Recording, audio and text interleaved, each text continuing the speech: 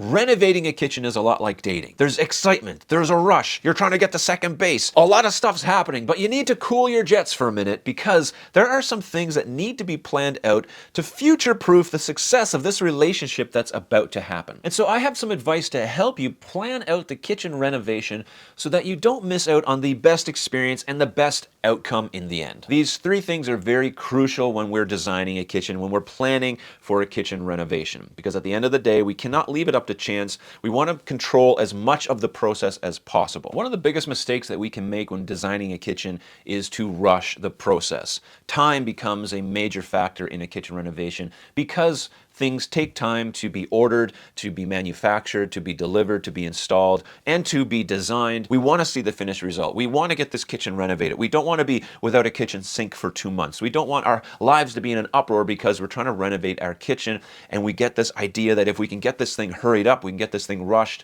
the sooner the better. We can be into our new kitchen and using it, enjoying life. What I've seen through experience is that this anxiety towards getting the kitchen done leads us to a few mistakes. And one of the major mistakes it leads us into is an improper layout. We get a layout from the designer or we draw something up ourselves and it's good enough. It looks beautiful because it's done in 3D and it looks very professional and looks better than what we have now, but it might not be the best layout for your space.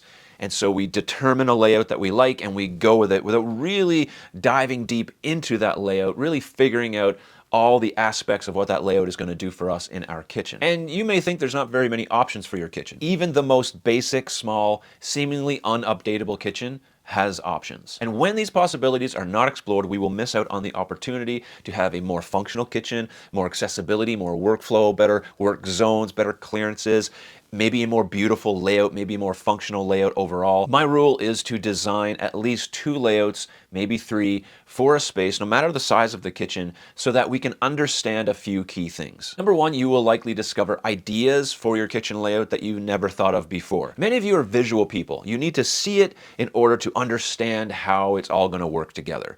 And this is why having multiple design layouts, seeing things in 3D, seeing maybe different floor plans, will help you decide and see ideas that you never thought of before. The second thing that happens is it allows you to see things that don't work. When we're designing a kitchen, we want to get the absolute best layout, and when we can understand why things don't work, it helps us be confident in our decisions on the plan we do decide on. And thirdly, at least for me, I find it really helps stretch the creative mind. And you may feel that you're not a creative person, but that's okay. By doing this in your own kitchen renovation, you'll discover these micro design decisions that you never would have thought of otherwise. Now, a little bit of a warning. You can get analysis paralysis.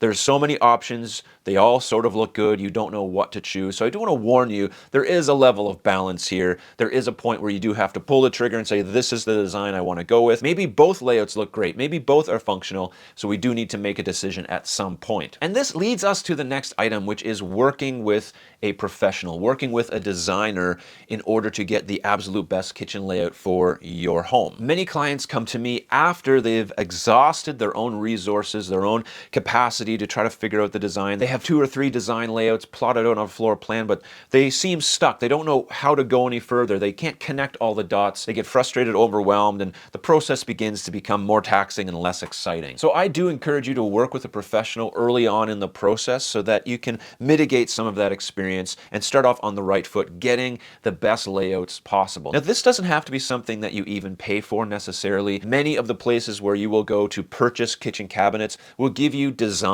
consultations as part of their package. It may even be someone who's not a professional, but who just has a very natural talent at that sort of thing. You may have someone in your life that is very creative. They're a very good interior designer, though they've never had formal training, or they just have an eye for the way things should go. Lean into those people as well to get a second set of eyes. Just make sure that it's as unbiased as possible. That's really the key point. When you're working with a designer, you want to get the best kitchen for you, not the best kitchen for them. Oftentimes, people will ask me, well, what do you think? And while I have opinions on things, it really is important that the consumer, that the homeowner, that the purchaser of the kitchen has the final say and really understands the decisions that they're making. And a designer, a professional, can help with this.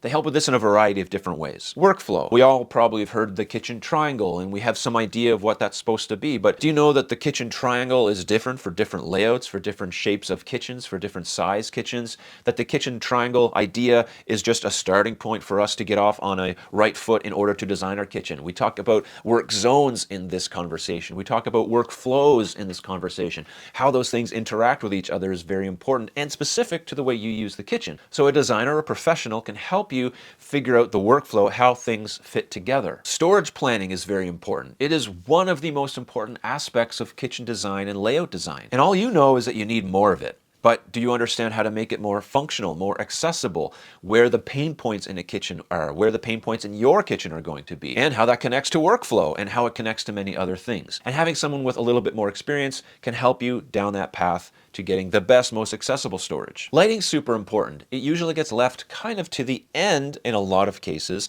especially in a renovation. We design a whole layout and then we say, oh, where should all the lights go? Which is fine and that can work too, but a professional can help you bring that conversation, bring light into the conversation early on so that you can properly plan the type of lights, where the lights are going to be installed, the style of lights, all the different aspects that lighting provides, because lighting is one of the key elements in the kitchen that makes it successful for you to use in the end. Ventilation is something that professionals can help you with. A lot of you probably don't know how much air is required to be drawn out, how much makeup air is required to be pumped in, where ventilation is best suited in a kitchen. We understand that it should be vented, but we don't understand all the implications, and a designer can help you plan that out. Electrical outlets are really important. Now, of course, this has code implications, and you should be working with an electrician in terms of making sure it's safe and done the right way. However, working with someone on this can help you figure out the best locations for outlets. A designer can help you prioritize function. I think this is one of the key elements that most people don't understand in a kitchen, is how to maximize the efficiency of your kitchen so it's super,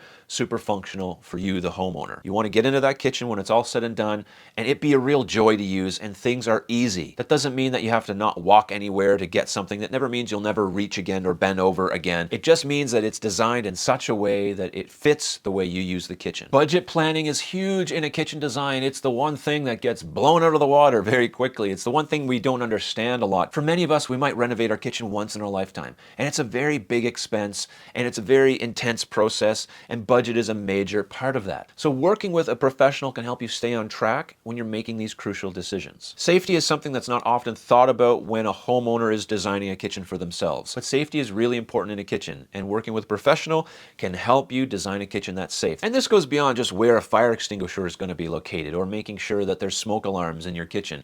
It has to do with clearances, it has to do with landing spaces, it has to do with the way appliance doors interact with each other. It has to do with the overall movability of you in that space. Maintenance, not something we really consider when we're in those first stages of designing a kitchen and coming up with layouts and trying to figure out how it's going to look and seeing the 3D images and envisioning our kitchen and wow, how it's going to be. But think about it for a minute.